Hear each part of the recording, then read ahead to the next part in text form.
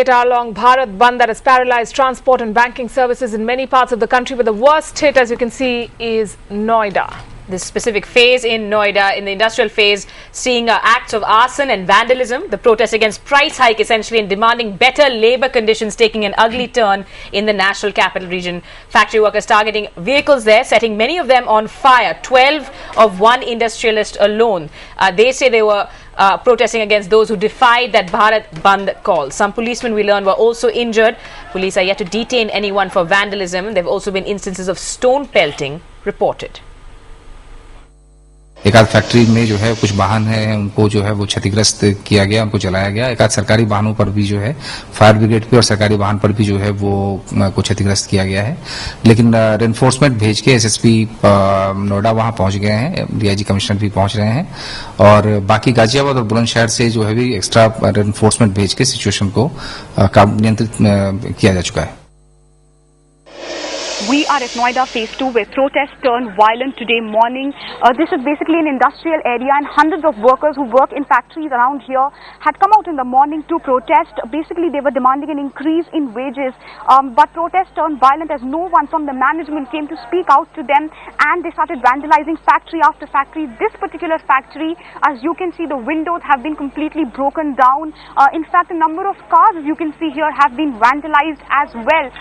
In fact, not just that, even the guard room here has been completely burned down by the protesters. You can see pieces of glass and completely charred paper and equipments here. The situation is in control as of now, but an uneasy calm remains over the area. The police has increased deployment. In fact, reinforcements have been called from Ghaziabad and Bulandshahr.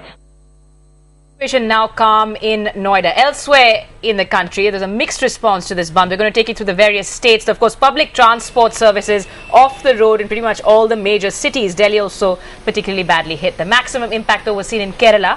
Banks and shops have been shut all day and will be so tomorrow as well. Taxis, autos, buses not running in the state of Kerala. In West Bengal, commuters also facing trouble, especially at railway stations. Private educational institutions chose to stay closed, but shops and establishments are partially open, is what we're told. The bandh impacting life in Bangalore, Punjab and Haryana as well, though not much of an impact seen in Mumbai. Maruti, Hero and Suzuki unions have announced that they will be joining this nationwide strike tomorrow.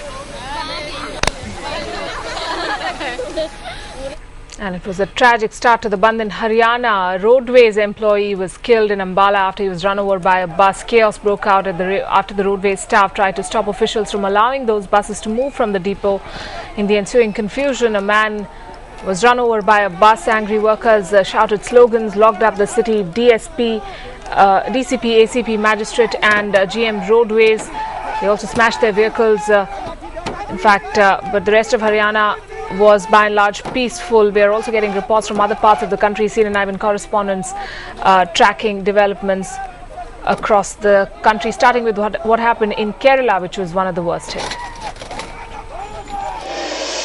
As the first day of the two-day national strike comes to an end here in Kerala, the big news here is that the bandh here is total, which means it's a complete lockout of things. If you can see, this is one of the busiest roads at this time. Even in the evening, it's so busy here. But today you can see very few vehicles, very few private vehicles, which means the public transport system completely thrown out of gear. And since it's not there, the commuters are hit the maximum. No auto rickshaws, no taxis. People are suffering a lot because of this. Secondly, I'm being told that more than 50% of the government staff have kept away from the secretariat, even in spite of the government ordering a dies none, which means that if you do not come for work, you do not pay. But more than 50% of staff did not care for that call. A normal day so far here in Mumbai, no untoward incidents reported. As you can see, the traffic is as usual.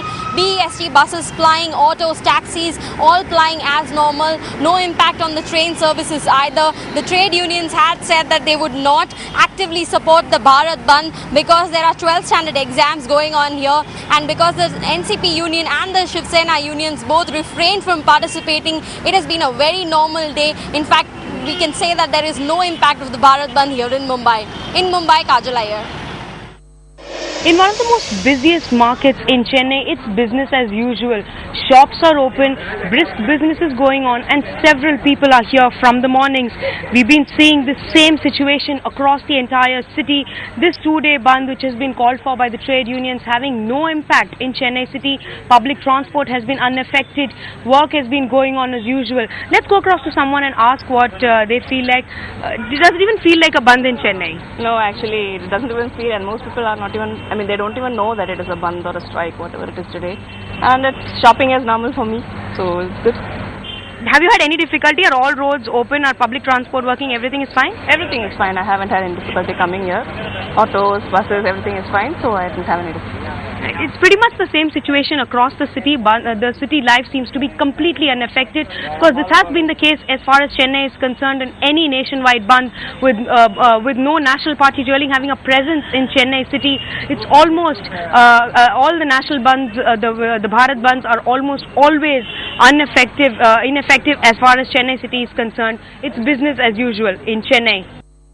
So business as usual in Chennai and Mumbai, though in other parts of the country, as you saw, transport and banking services have been hit. Now, the 11 trade unions calling this bandh over tomorrow as well have a list of demands, including an increase in wages. Let's get some political voices in, listening to the Labour Minister now and West Bengal Chief Minister. They have got wider demands like rising prices, control of petroleum prices, the disinvestment should not be done. All these are big issues. It cannot be done overnight. Work culture, it has been totally restored. I salute to my working class because 100% the attendance of the government secretariat and all the government departments. Number two, the public are on the road. This is the first time I have seen there are so many shops. Even more than 50% are open. Even you will see within the evening, it is open 100%. Let's talk to our correspondents joining us now. Parikshit Luthra joins us live this evening from Noida. Shagautam Mukhopadhyay is in Kolkata. Parikshit, to come to you first, tracking the violence that erupted, the vandalism in Noida. We spoke to an industrialist who had 12 vehicles in his own company torched earlier today. What are they telling you there? Absolutely. Things are very bad here for all the factory owners in Noida. Take a look at the damage behind me, Amrita. The guard room here, cars, window panes, equipment, everything has been very badly damaged. And this is not the scene with only one company here in the Noida industrial area. Almost every company, almost every factory in the hosiery complex has suffered some sort of damage or the other. We were taking a drive through this area and the window panes of almost every factory have been broken down. 14 people have been arrested for that violence so far, and police telling us that they've also looted a lot of equipment from the area. A joint magisterial inquiry has been ordered, but the police is still ascertaining what exactly happened. To find out the concerns of the factory owners here, we have with us Mr. James Matthew. He is an accounts manager of one of the firms. Mr. Matthew, first, a response on the way the police acted this morning.